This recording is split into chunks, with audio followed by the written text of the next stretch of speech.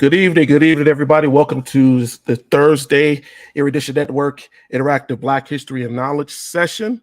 I am your host, Eddie Phillips, and I am here every Thursday as we talk about Black history and share general knowledge. Sorry, Mike was acting a little crazy. Tonight, we will go over a couple of things, but we're here, as I said, every Thursday to talk about Black history, which is a very important subject right now, as we're seeing more and more states and places and people fighting against the actual teaching of valid, referenced, sourced history. We're starting to see a lot of revisionism. We're starting to see people who are actively attacking the teaching of history of all types. But it is important that we have some kind of resource where we get on and we talk about history, particularly Black history, which is part of world history, but is often diluted, ignored, hidden, and not taught effectively. So every Thursday, I'm on to spend an hour in an interactive program, and I do stress an interactive program where we can discuss our history and how African or Black history plays into world history. I encourage you to ask questions, invite people to watch the program and get on and ask questions also as we delve into this. I'm going to be really honest with you all this evening. I did not have a lot of time to go into kind of what we were going to talk about today. And I was hoping that we would have people on here tonight to ask questions. So if you join us, if you're joining us tonight in the audience, I ask you to please feel free to ask questions, throw in a comment. Here's the thing. Even though I don't know what I had no plan as to what exactly we were going to talk about tonight, it does not mean that we can't talk about and discuss and teach anything, because history is long, vast, and expansive, and there are many things that can be talked about and gone into as we do this program.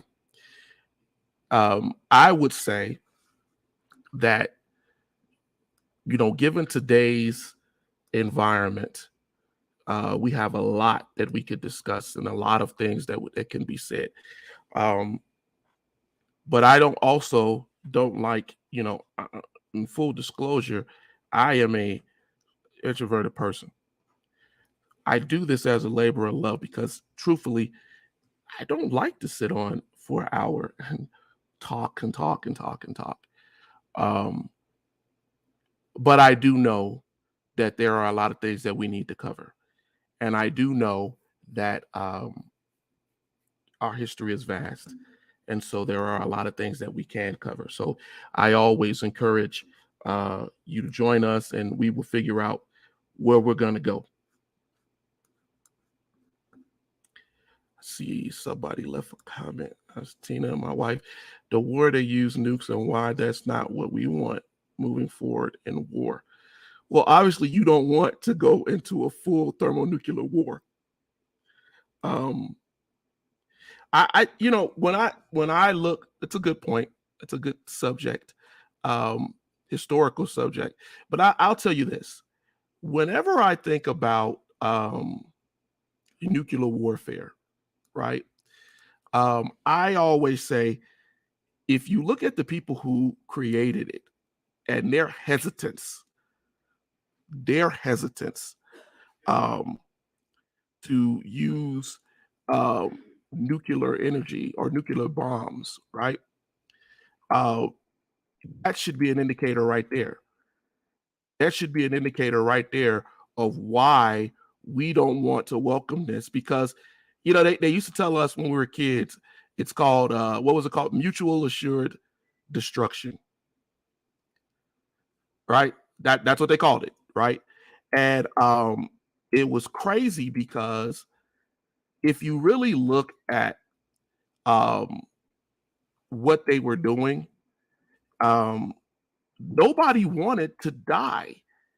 The whole idea was to build something to stop war. That's what it was, right? Um, People don't realize that nuclear science goes back as far as the late 1800s, and it is the reason why, as we got into the 40s, Oppenheimer and different things with the early Manhattan Project and developing the bomb and everything that happened, they were like, look, this could completely change and destroy the planet. But just like with any toy, I mean, think about it. Man went from using sticks and stones to making arrowheads and arrows and spears. Then you went to bullets, and you went to swords, and you went to bullets. And so people don't see that escalation. They just see it as a simple escalation, but they don't realize that when you're talking about nuclear atomic energy, something that could split this planet in half. And that is the fear. And when Oppenheimer tried to convey that, they shushed him. They labeled him a traitor. And he went decades being called a traitor, and suggestions that maybe he was a spy and maybe he had leaked things to the Russians. So people don't want that. They don't want to go. They don't want to see it for what it is.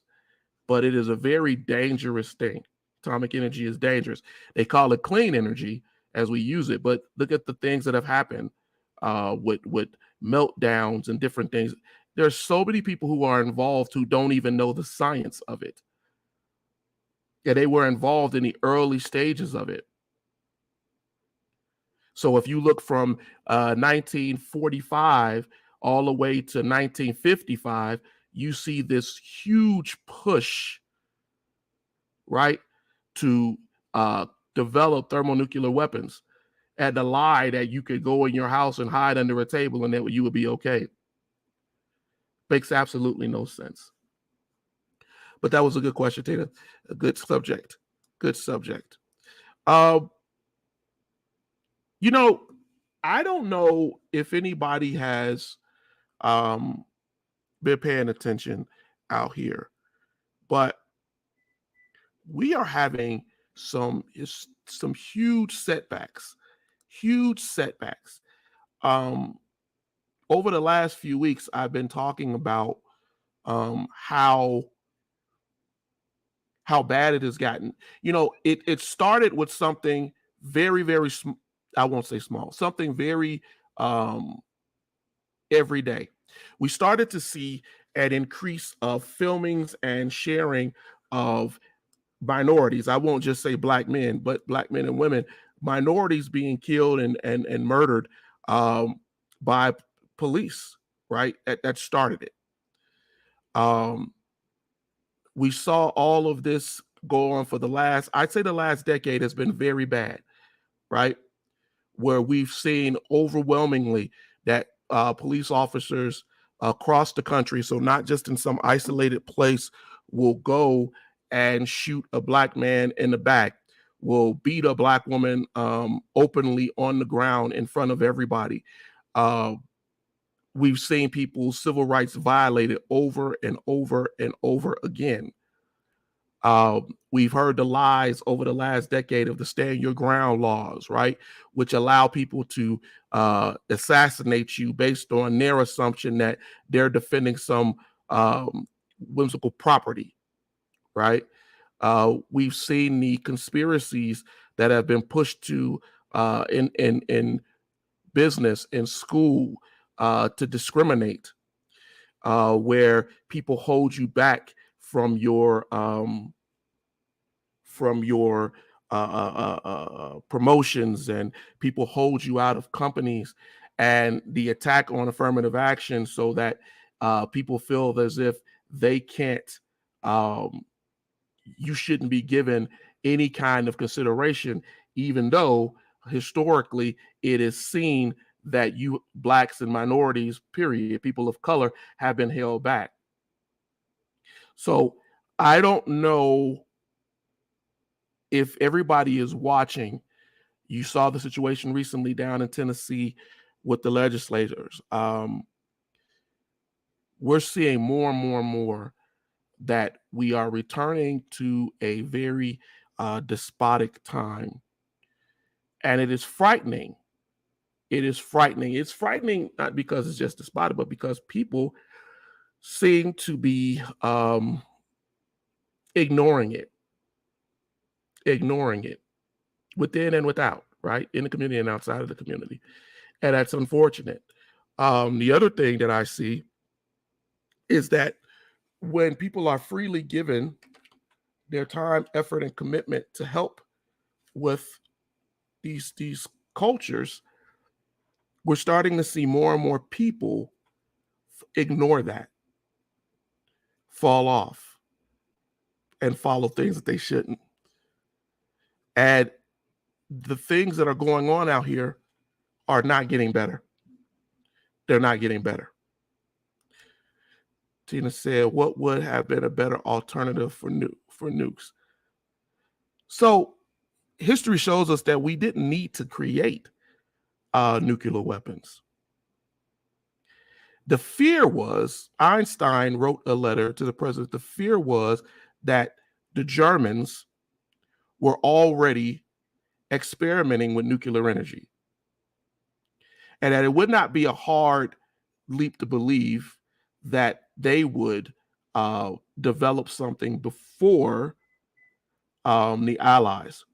The problem with that is this.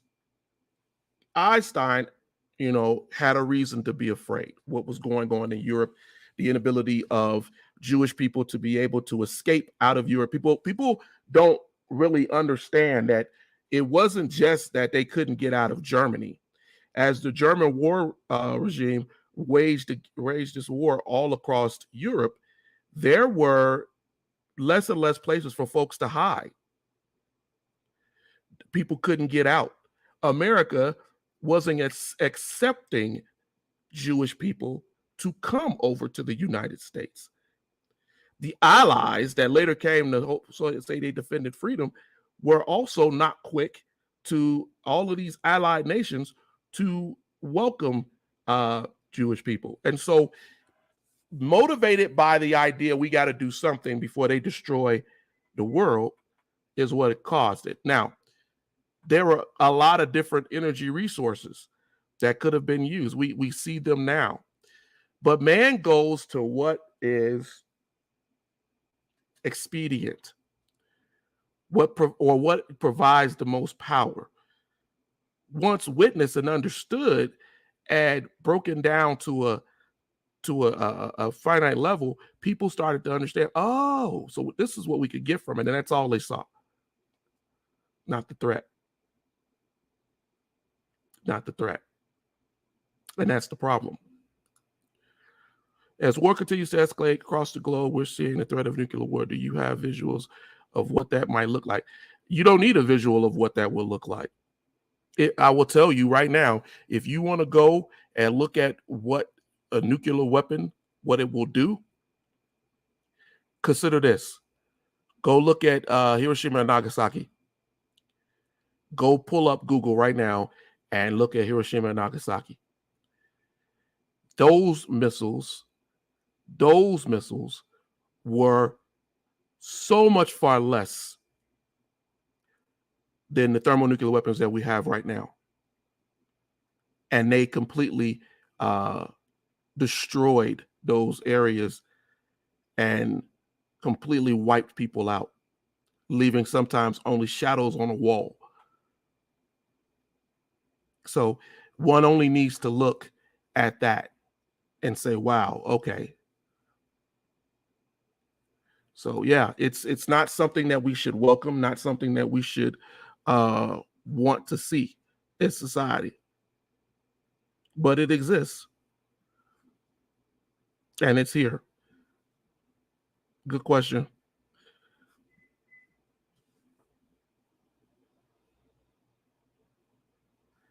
I as I was talking a moment ago about everything that's going on and how the world is um, changing and flipping out.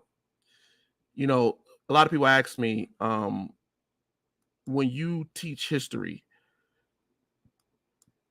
um, why do you focus on this Black history? And why did I name it this particular session of Black history? Well, people forget the knowledge part. Yes, we talk a lot of history, but you forget the knowledge part. At the end of it, what I'm trying to give you is some knowledge and understanding. Knowledge and understanding. Um, and that is important. Teddy said, what? That's a rather terrifying thought that we advanced the destruction further than we had previously. Well, we keep going into this destructive idea. Remember, America took on this grandiose attitude after the World War and joined with Great Britain and decided what they wanted to do. People forget the Truman Doctrine. Does anybody out there remember what the Truman Doctrine said?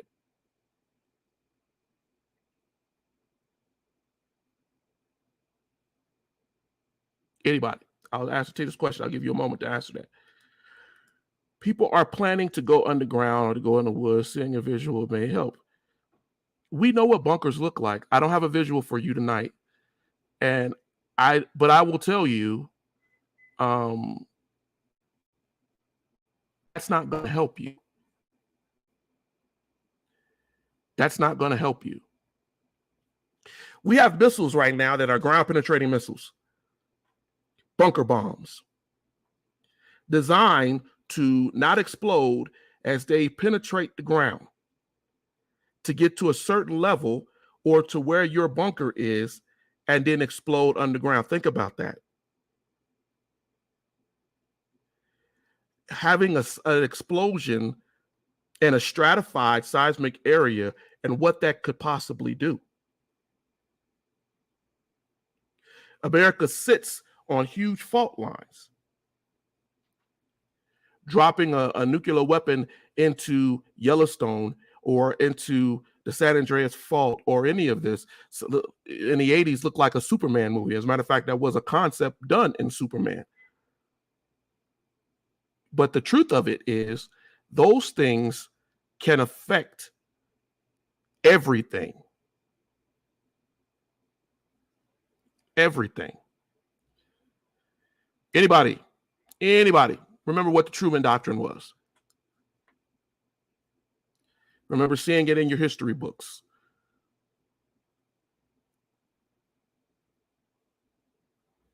Harry Truman replaced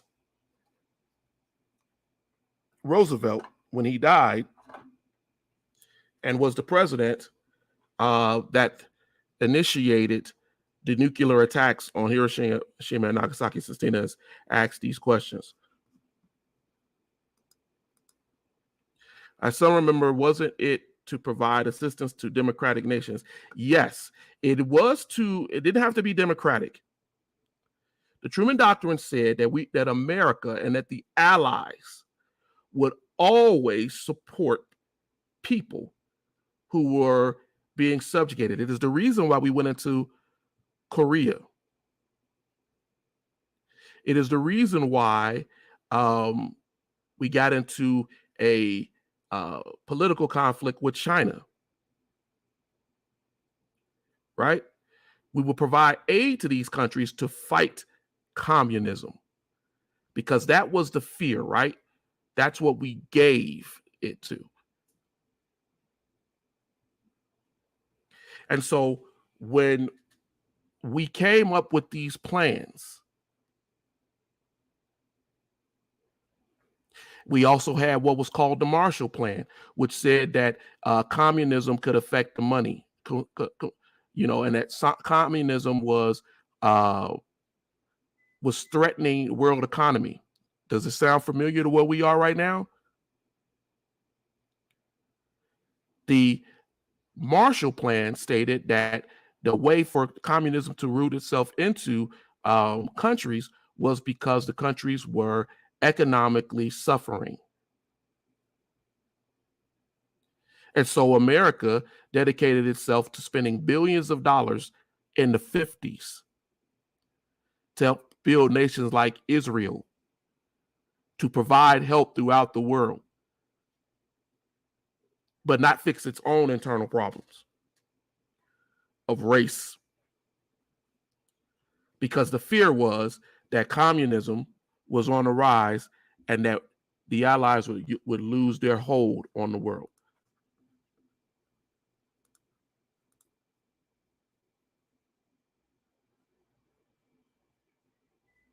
How do we go from moving away from nukes?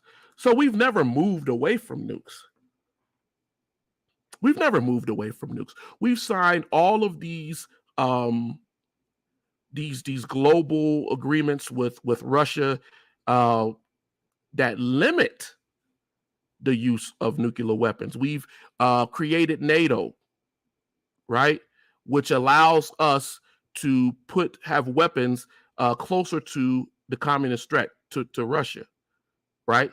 We've created the United Nations, whose charter is supposed to be for peace, right? And all this signed by 50 countries. And however,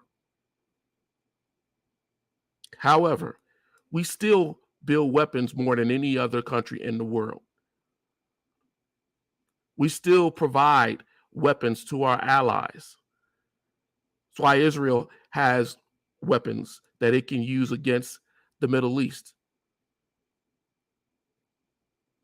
And the idea of the Cold War is still a war. It's still a war. We're still in conflict with each other. No more so obvious than when we built the wall in Germany. And we gave countries occupation zones after the war. The UK had one, United States had one, France had one.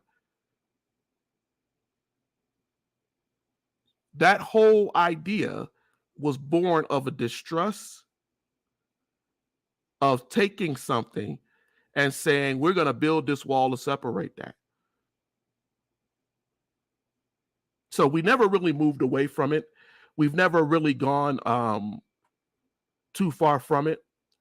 And as a result of our imperialistic mentalities after World War II, we wound up having other conflicts such as Korea, such as Vietnam, even into our current status.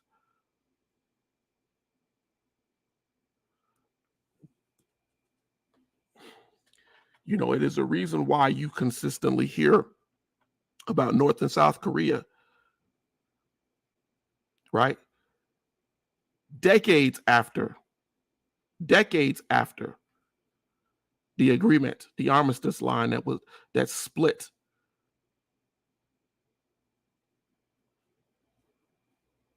So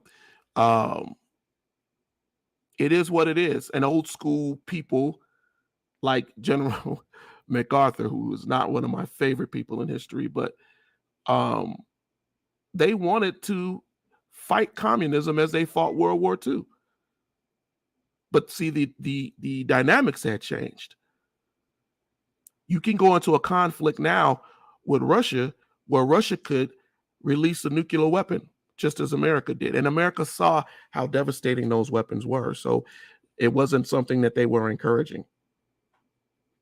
Good questions. Good questions. I'm glad you all are asking these questions. My family is, I see you on here. If you're on here watching and you got any comments, any questions, whatever, please drop it in the chat. What did you say? Oh, okay. I misread that from the top side. would nukes aid in a new Pangea due to the waves and effects, maybe earthquakes that move the remnants? I wouldn't be concerned if it would make a Pangea. I would be concerned that it would do something to the core of this planet. If you are designing weapons that can penetrate the ground and explode later, that is a threat to not necessarily a Pangea, right? Or bringing these continents back together, which could eventually happen, right? In many ways. I wouldn't say a complete as it originally was, but here's the thing. Scientifically, it could happen millions of years, right? But when you talk about dropping nuclear weapons into the Earth's surface, into its core, then you're doing something that's not, we don't see happening in any other planet in the solar system. You're not talking about an outside, think about this. If a thing, a meteor, whatever, hits this planet, and it can cause an extinction level event from outside of the planet hitting in. What happens when you hit the planet internally?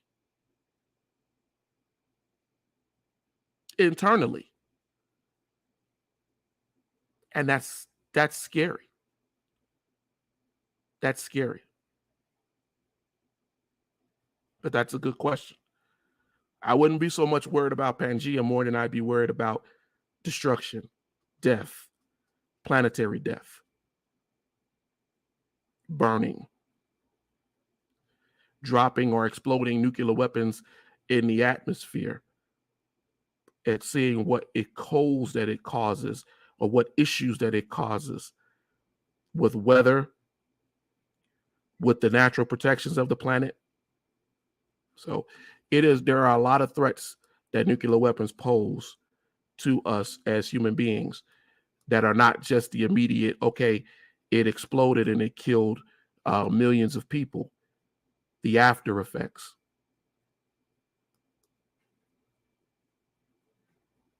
That's a good question, Tina. Anybody else? I told you, I don't have much of a plan tonight on what we're...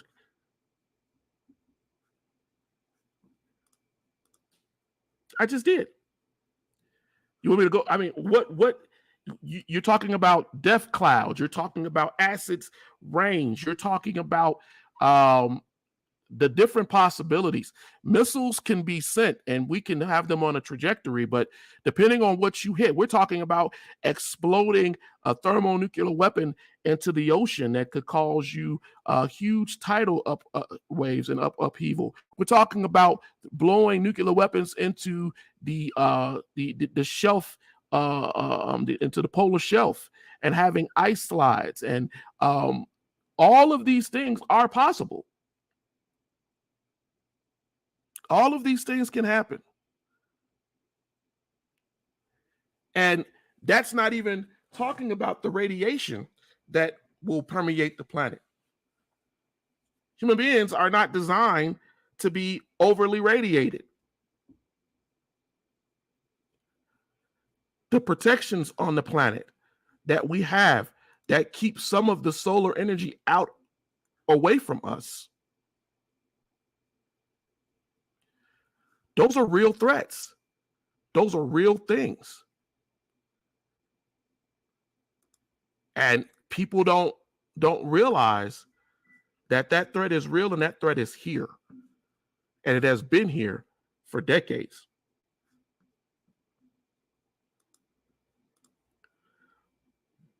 They detonate the bomb above the surface, you're right, to test and see what the thermal wave, what it will do. People forget that when a missile hits, there is a thermal wave.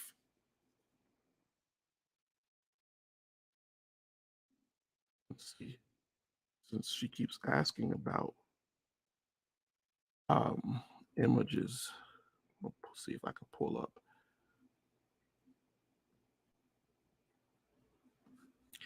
But that thermal wave, that radiation, right, that's going to hit, that's going to destroy, right? It will leave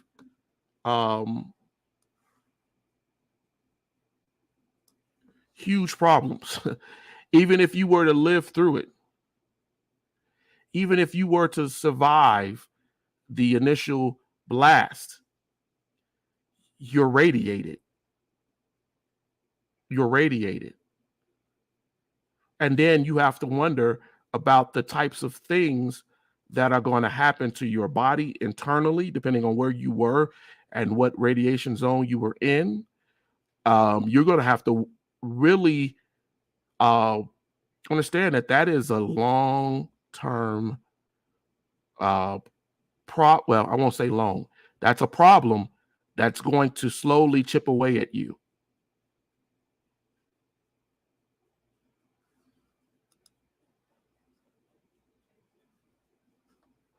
I saw something here somebody made that kind of looks at what you're talking about, Tina. And I'm going to see if I can bring that up. It's the forensics of a nuclear blast.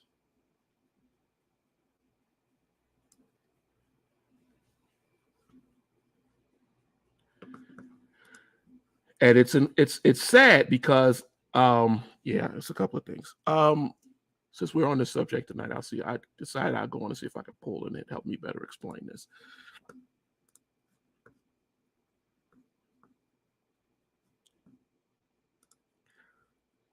Do you think they're testing nukes in the water and that's causing the weather? They're testing nukes everywhere. We test nukes in ways to see what the effects would be. Unfortunately, do I believe that people don't think about what the effects of these nuclear blasts are going to do? I don't think so. If you remember, just shortly, just back in when was this? Because they sent the Navy there to go clean this up. They sent the Reagan. I want to say it was like 2012. Don't quote me on that. It's between 2012 and 2014. I know we had the nuclear plant accident that occurred, and people forget that nuclear plant accident happened because of an earthquake. Yeah, of an earthquake. Fukushima, that's what it was. Fukushima had an earthquake, and it caused this accident, this meltdown, and they had to send people there to clean it up. Now we're getting countries who are now, spending money into nuclear energy. And we're mad because we don't want everybody to have nuclear energy, but America has nuclear energy. Russia has it. Israel has it. Britain has it. Right? And then we get into this idea of an uncivilized country having a weapon. But we're all acting uncivilized.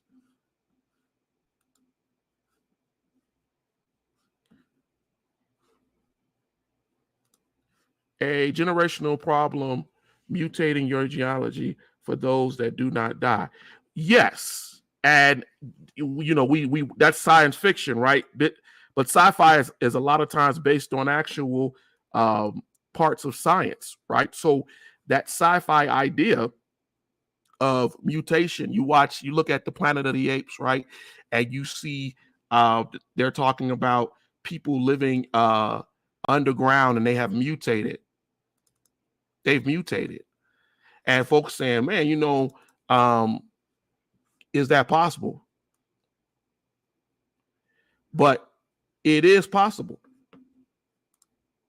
Yes, I know you enjoy visuals. I missed the conversation. I came in, you're talking about something regarding radiation. I trained units all over the country. Local law enforcement asked me anything. Okay. I'm glad you're doing that, my brother, because yes, that is a real thing. That is a real thing, people. And I think, I mean, these are great questions that Tina's asking, and I don't think that the general public really realizes. But what I was saying is I was going to show you, I just did a quick pull from the internet, just a couple of random things here. All right.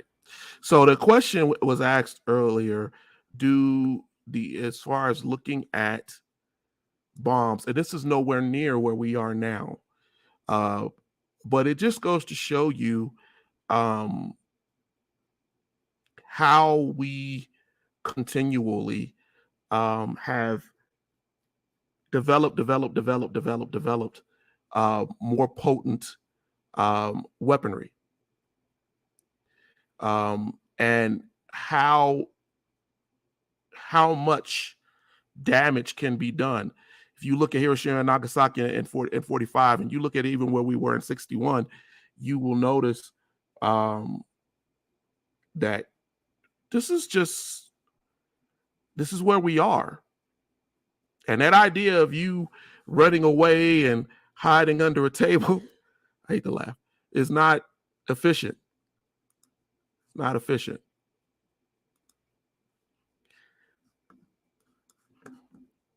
Tyson said, I play with hot nuclear material at the test site and live chemicals as, oof, you're courageous. I would never, it's one of the reasons why when I came in the Navy, and they, when we go into the military, they test you, right? And depending on your score, they always want somebody, they either ask you, there's a field in the Navy for nuke, to be a nuke. And they were like, oh, yeah, you have a high enough test score to be a nuke. No. All they had to say was nuke. And my radar went up like, nah, that's okay. And a lot of people fell out of nuke school. And I always said to myself, are they failing because of the challenge, or are they failing because they realize, no, I don't want to be sitting nowhere dealing with nuclear energy every day. I don't want to deal with that. And Tyson knows from being electronic warfare specialist in the Navy, dealing even with radar, right? Being radiated. Radiation is not your friend. It's not your friend. And I try to stay as far away from it as I possibly can. I don't need to be radiated. Oh, here's a good picture for you, Tina, since you said you like visuals. Here's one right here. I just saw this picture of the pulse or thermal pulse wave that you would see. This is from, obviously, decades ago. But you see how that's not necessarily the bomb, but the wave, and it's what it's doing.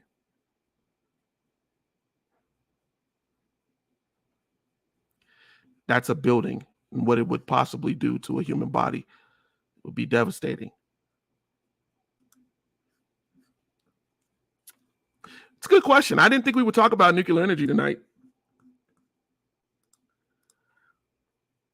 Oh, it's not sci-fi. A woman in Nagasaki developed a baby girl after surviving the blast, but the child she went on to have bore children with multiple. Oh, no, I'm not saying, Teddy, that it's not true.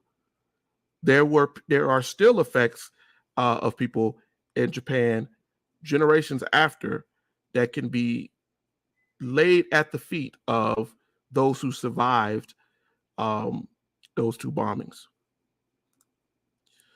Too bad we're still talking about the threat of nuclear attack, knowing we're unable to survive it. Well, I like to think of it biblically, right? If man wants to burn the world by fire, and he wants to design a way to do it to fixate his biblical understanding, because it seems like man sometimes wants to destroy himself. He just wants to. He feels led to. And that could be with a bullet, a knife, spear, poison with the hands and feet that he has. Just something about certain tendencies in mankind to want to be destructive.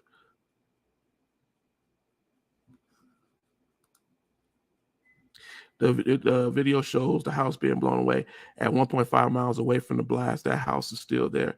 Wow. That's insane.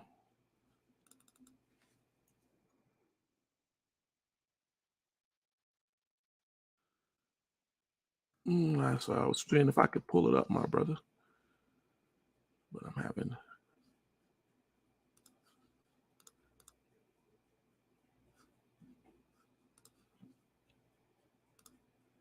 Nothing surprises me, though.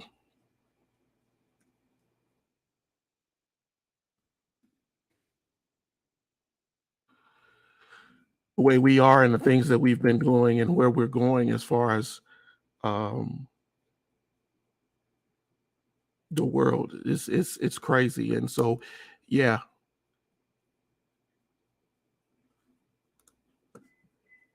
Anything else? I told you, look, I'm laid back this session because I could go and talk about any part of history you want me to. And I'm leaving it to be very interactive today because I just did not have time this week to go and specify what it is that I wanted to talk about. So I am happy that Tina's talking about nuclear weapons and their effect and their issues and what could be done with the planet.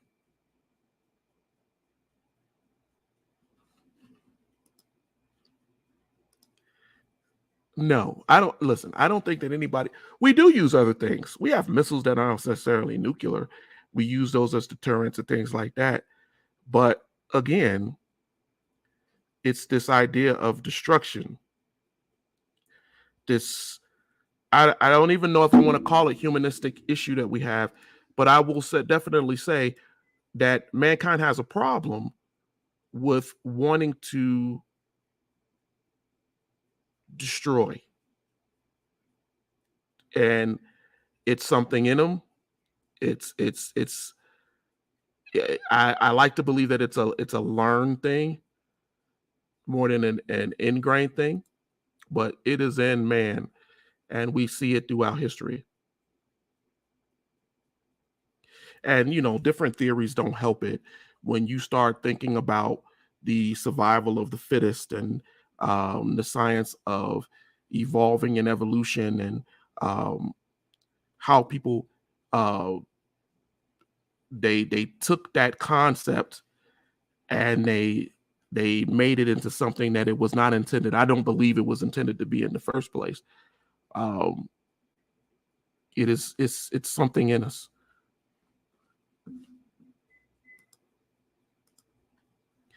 PP, all this stuff. If you look at the nuclear rockets that were developing the videos, it's used for different training purposes now. It's a good use of it. I think that you can use nuclear energy in a positive way.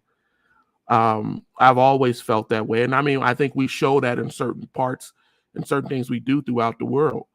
But just like with anything, I think that it can be usurped and it can be turned to be something that it shouldn't be. And so often, man likes to go into destruction.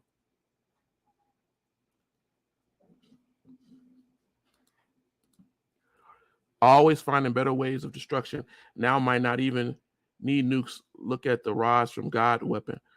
You don't necessarily need nukes. I agree.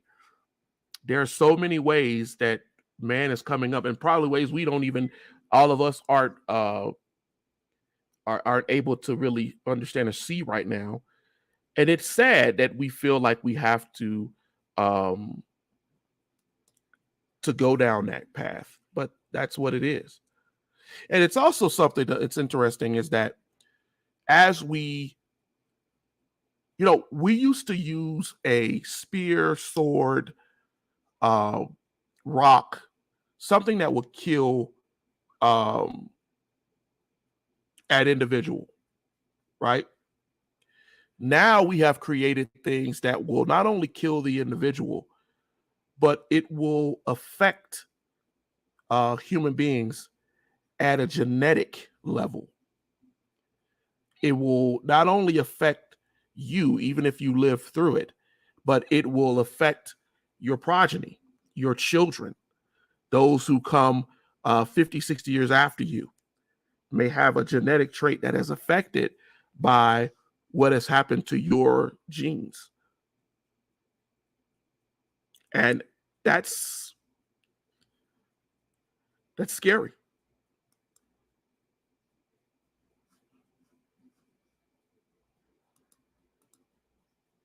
Trust your equipment, and then we take the material out. That's courageous. I mean, you're gonna have to trust that equipment. But that's it's not a job for everybody, man. And I laud you for doing it.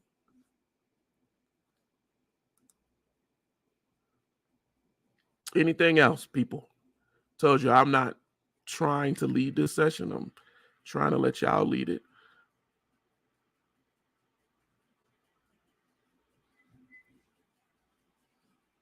But it's up to you.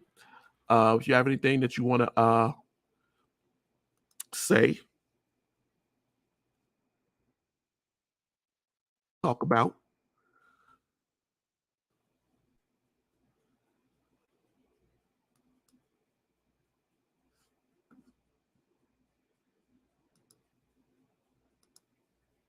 Should we be taking the advice of using nuclear war to fight from people who are old and don't care about the safety of the next generation?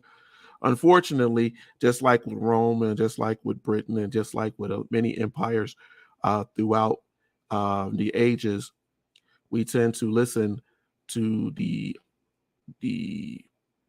older generation. And that's not necessarily a bad thing. Listening is okay. Sometimes we don't need to follow. And if you look through history, you'll start to see that many innovations came from younger people who just decided that I'm not going to keep following these old ways because it seems like to be a trap. They think outside the box. Changes in society, changes in community make them think a different way. So I think over time, I hope that we will start to think a different way. And move a different way, like Tyson's just saying, using that energy and using those resources in a more positive way that can help society, as opposed to a weapon that can endanger, hurt, or kill others.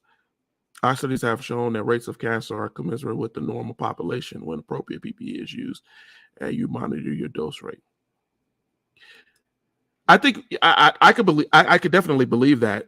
I think that I would believe that a lot of people nowadays, we are radiated every day. We are radiated every day without protection. It's the reason why they tell you to put on UV protection and all this other stuff. And we're bombarded. And I would even challenge that we're probably more bombarded right now than any time in human history.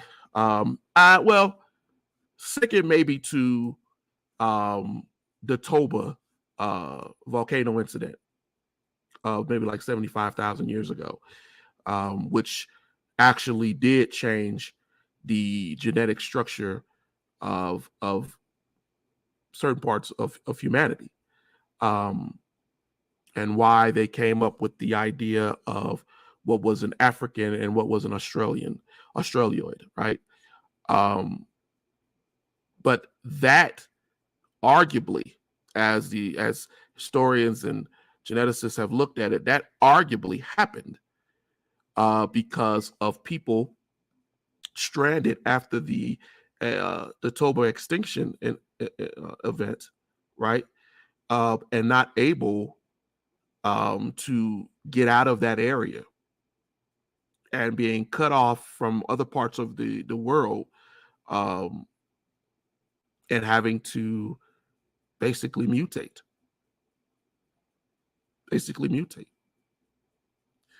And there are arguments about the Toba eruption and people but there is definitely changes in certain parts of humanity. And it's not just because of internal things. There are parts of that happen because people were born with different traits, like different allergies, different things that they couldn't deal with. We know that Europeans, if you look at Europeans and the Britons and the people who are in Ireland, England, Germany, France, a lot of their ancestors directly come from Africa, as we all come from, but many of them had medical issues within their genes, or issues within their genes, I should say medical, in their genes, that are showing scientists that they had deficiencies, which caused them to leave Africa to go to cooler, colder climates. And then the question is it the colder climates and the climates that affected the skin tone and color? Yes, that could do that, but also nutritional things that happen too. Admonishing that people seem to have arousal to complete destruction. Can we ever hope to take AR-15s out of the hands of the common citizen? I think you can legislate anything, Teddy. I just think that rather we take the AR-15 away, or we say that gun is not a gun we would like to use in general public, people will go to something else. They'll go back to using whatever weapon, because there are enough weapons, long weapons, to use that fire very similar to the AR-15. What we need is better legislation. What we need is people to care about who's actually getting what weapon. And until we go down that path and do that, because people have this idea, we're trying to take all your weapons away. Well, I don't see that happening. But what I do see is that we need to all get on the same accord to the fact that we need to minimize or eliminate the use of weapons so quickly as we do in this country, where a person with severe issues can just go and get a weapon. Not even in the Old West was that a case. In the Old West, you rode up into a town, and if you were in the town center, because people were drinking, you could not bring your guns everywhere. And this was to ensure that people didn't get into full-on gunfights. Now, there were people that would violate that and have shootouts, and the sheriff or whatever, and we have incidents of that. Some are propaganding and they put it out there to be more than what it was. But we have to be better about making sure we have those legislations. And we had those things. So the very people who are cowboys and whatever and saying, I'm this, I'm a redneck, I'm a hillbilly, or I'm a thug, whatever you want to call yourself, there have always been laws to stop the flow and use of guns by people who should not have them.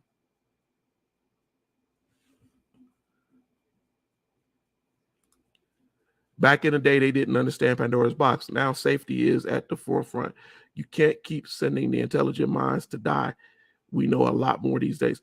I agree. And you can't keep shunting off the intelligent mind. You can't keep telling people who are telling you, right? This is the better way to do this. But they don't want to, because we allow people to lead us who should not be there. Subscribe and ring the bell to interact with the conversation every time we broadcast. What? Why did you put but that's a good suggestion. Subscribe. We need to regulate lobbyists. Members should be allowed to take a penny over their salary if they vote against what their constitution. I agree. Because they're voting for things for that money and not for us. And I often ask myself, in response to that, my brother, should we the Constitution tells us, given the times that they lived in, right? Should we be adjusting things as far as term limits, term restrictions? See, 100 years ago, it might have been perfectly fine for someone to have 4 years in office without the ability to remove that person from the office or vote them out. Politicians may need to change that as we move more into this digital, fast, advanced, cyber, name it whatever you want to name it, world where we could possibly vote. We vote faster, quicker, from anywhere in the world, and the ability to remove people who we feel we're stuck with for 4 years as they destroy our lives. What we're starting to see is the limitation of the Constitution and able to address these things. And because we're running into these problems, we're being stuck with morons. I can't put it any other clearer way. Or people who are obsequious because they are trying to please whatever the lobbyists or whoever is is paying them, and they stay in there for far too long, affecting cities and societies, like the situations in Michigan with the water. They affect people on how we transport dangerous chemicals, what we're allowed to put in our bodies. This whole fentanyl epidemic that the pharmaceutical companies pushed and were allowed to do. And that the very people in Congress are still allowing to happen, and people are dying. Not because they're drug addicts, but from misadventure.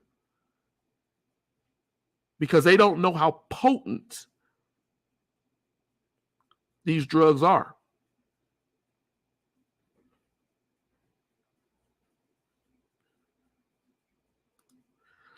Good talk, but I think we should use things that don't have the same level of threat as nuclear war moving forward with innovation. We do, Tina. But they're gonna go back to their nukes. They got too many of them. There should absolutely be term limits, and there is no reason the Supreme Court justice should be a lifetime appointment. They have to vote to take themselves out. Exactly. But if we look at history during those times, those legacy times, yeah, that could have fit for that society. They weren't living that long. You got people living until 90 years old, holding a legislative seat. People sitting in the Supreme Court who we know are crackpots and lunatics, and they're allowed to stay there for decades. And then turn around once they're gone, and maybe 50 to 100 years later, after something like the Dred Scott decision, they'll come out and say, oh, that was wrong. But you've affected either half or a whole generation by sitting in that office. And Americans think that they have this power. They're fighting against each other for stupid things, while people are sitting here directing our life. That's a good talk, you all, and I appreciate it. I didn't know what we were really going to talk about tonight. And I appreciate Tina. I appreciate you, Tyson, man. I appreciate you, Teddy. Those who were on here tonight, please feel free to share the program. And hopefully next week, I'll have an idea kind of what we want to talk about. Maybe we'll have a guest. I keep trying to ask people to come on. I asked them and I asked them and I asked them. And people always tell me, maybe, could be, possibly. And then, the only people who consistently seem to not be afraid to come on are my wife and my children. It's just the truth, right? and we could get on and talk about history without any issue. Well, we do that in the house. So I want you all to feel comfortable to come on the show and talk. Tyson made another comment. The weapon isn't going to be the issue. Robots are going to fight the wars. We have a monopoly on it. I do agree. And that's a whole nother conversation for another time, because the robotics and everywhere we're going in automation that's where we're shooting for. But until next week, ladies and gentlemen, if you want to help out with the Erudition Network, you see down there's a ticker down here at the bottom. Any donation you make goes to helping out with the network and helping us with equipment. We were able to get some new cameras that we use for the webcams that are clearer for the show. So anything that you can help us do would be greatly appreciated, and it will help us to grow this important work here. We will probably do a wrap up on Saturday night. We did not do one last week because me and Tina were on the Real Talk podcast with Jesse and Philanda. I believe we posted that on the Erudition page, so you can go back and watch that. It was a couple of hours long. We did a long session with them. It was entertaining. It was fun. It's always fun talking to them. But you can watch that. But we will be on this Saturday to do a wrap up where we talk about all of the things that we discussed on Tina's show on Monday, which comes on at 5 on Mondays. The boys show, Erudition Generations, that comes on at 5 on Wednesday. Tina's show is Adroit Living, and it comes on at 5. So we would appreciate your support.